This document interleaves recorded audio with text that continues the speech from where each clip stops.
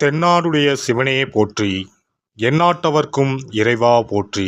அனைத்து தமிழ் உள்ளங்களுக்கும் கனிவான வணக்கங்கள். நவ கிரகங்களின் அசுர குரு என போற்றப்படுபவர் சுக்கிர பகவான். வாழ்க்கையில் மகிழ்ச்சி, சந்தோஷம், இன்பம் ஆகியவை இன்றி அமையாதது. இத்தகைய மகிழ்ச்சி, சந்தோஷம், மனைவி, குடும்ப வாழ்க்கை ஆகியவற்றை அமைத்து கொடுக்கக்கூடியவர் சுக்கிர பகவான். களத்திர காரகன் என திருநாமம் கொண்டவர்.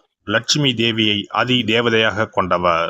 ஒருவருடைய ஜாதகத்தில் சுக்கிர பகவான் வலுத்திருக்க வேண்டும்.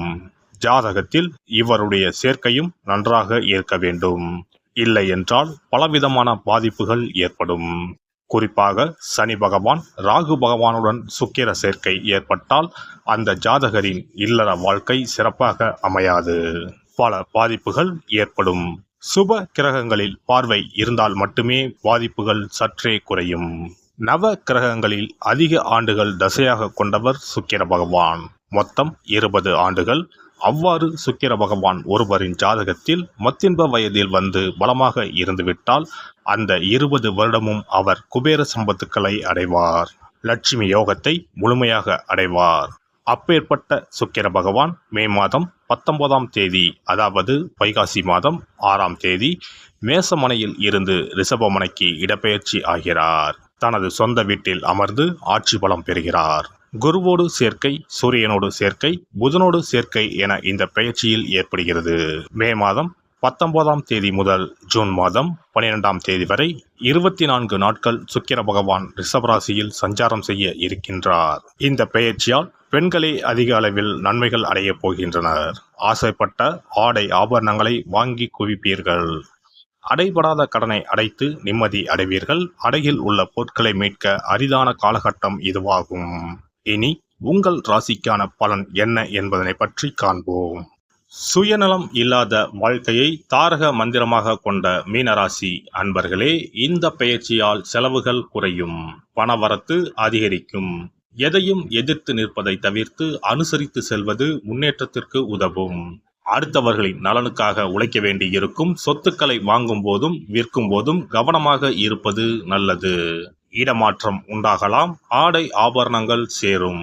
தொழில் வியாபாரம் சற்று நிதானமாக நடந்தாலும் எதிர்பார்த்த லாபம் கிடைக்கும்.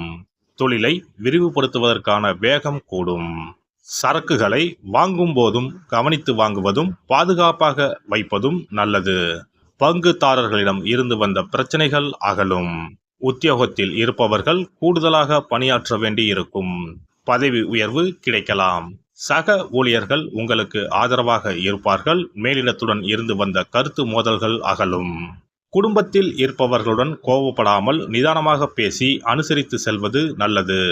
சகோதரர் வகையில் உதவி கிடைப்பதில் தாமதம் உண்டாகலாம்.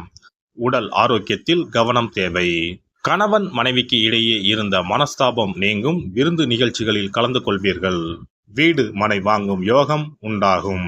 பெண்களை பொறுத்தவரை ஆடை ஆபரணங்கள் வாங்கும் எண்ணம் அதிகரிக்கும். நிதானமாக பேசி மற்றவர்களிடம் அனுசரித்து செல்வது காரிய வெற்றிக்கு உதவும்.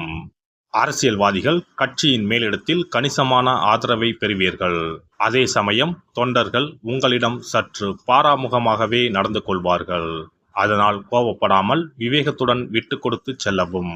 அவர்களின் தேவைகளை பூர்த்தி செய்து அவர்களின் மனங்களை வெல்லவும். கலைத்துறையினருக்கு அனைத்து வேலைகளும் சுமூகமாக முடியும். உங்களை தேடி புதிய வாய்ப்புகள் வரும். திறமைகளை வெளிப்படுத்துவதற்கான சந்தர்ப்பங்கள் தாமாகவே அமையும். பொருளாதார வசதிகளில் முன்னேற்றம் ஏற்படும். புதிய வாகனங்களை வாங்குவீர்கள். மாணவர்களுக்கு கல்விக்கு தேவையான உபகரணங்கள், புத்தகங்கள் வாங்குவீர்கள். கூடுதலாக நேரம் ஒதுக்கி பாடங்களை படிக்க வேண்டி இருக்கும். நட்சத்திர பலன்கள். பூரட்டாதி நட்சத்திரம். உங்களுடைய வேலைகளை பிறரிடம் ஒப்படைக்க வேண்டாம். சரியான மனிதர்களை இனம் கண்டு கொள்வீர்கள். தங்கள் பணிகளை சரியாக செய்து முடிப்பீர்கள். பண தேவை அதிகரிக்கும். எதிலும் உடனடியாக முடிவெடுக்க முடியாமல் தடுமாற்றம் உண்டாகும்.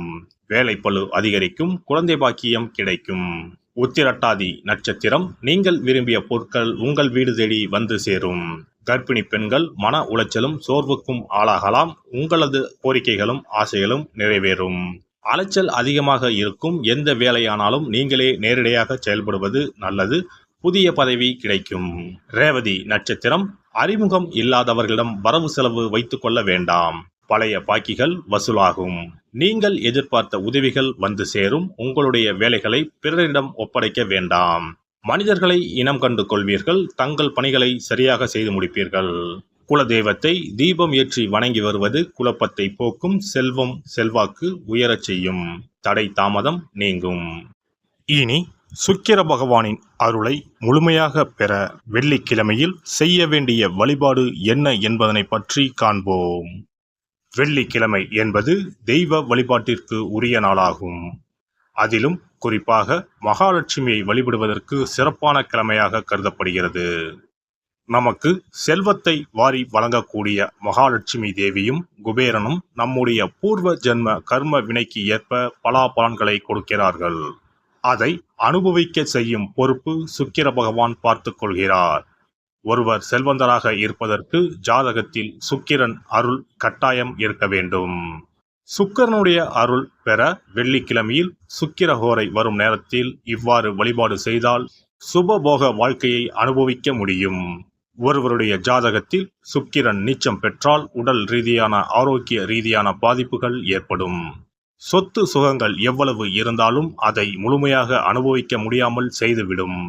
பெரிய பெரிய பணக்காரர்களை எடுத்துக்கொண்டால் அவர்களிடம் எவ்வளவு காசு கொட்டி கிடந்தாலும் சுக்கிர தசை இல்லை என்றால் அவ்வளவு பணமும் வீண் விரயமாகத்தான் போகும். குறிப்பாக மருத்துவ செலவுகள் செய்தே சொத்துக்கள் அழியும் நிலை வரும். இதற்கு சுக்கிர பகவானுடைய வழிபாடு நல்ல ஒரு பலனை கொடுக்கும். சுக்கிர பகவானுக்கு வெள்ளிக்கிழமை என்பது உரிய தினமாகும். சுக்கிரன் அருள் பெற வீட்டில் வெள்ளி பொருட்களை பயன்படுத்துவது நலமாகும். வெள்ளியில் சுக்கிரன் வசிப்பதாக ஐதீகம் உள்ளது. வெள்ளி பொருட்கள் கொண்டு பூஜை செய்தால் சகல சௌபாக்கியங்களும் உண்டாகும்.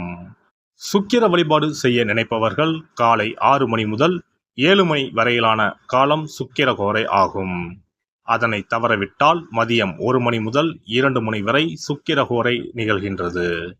அதையும் தவறவிட்டால் இரவு 8 மணி முதல் 9 மணி வரையிலான சுக்கிரஹோரை நேரத்தில் வழிபாடுகள் செய்து பயன்பெறலாம்.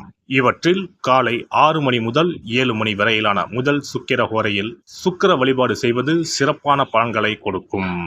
காலை முதல் மாலை வரை உபவாசம் இருந்து சுக்கிர பகவானுக்கு உரிய காயத்ரி மந்திரத்தை உச்சரித்து கல்கண்டு சேர்த்த சர்க்கரை பொங்கலை நைவேத்தியம் படைத்து வெள்ளை நிற பூக்களால் அர்ச்சனை செய்ய வேண்டும்.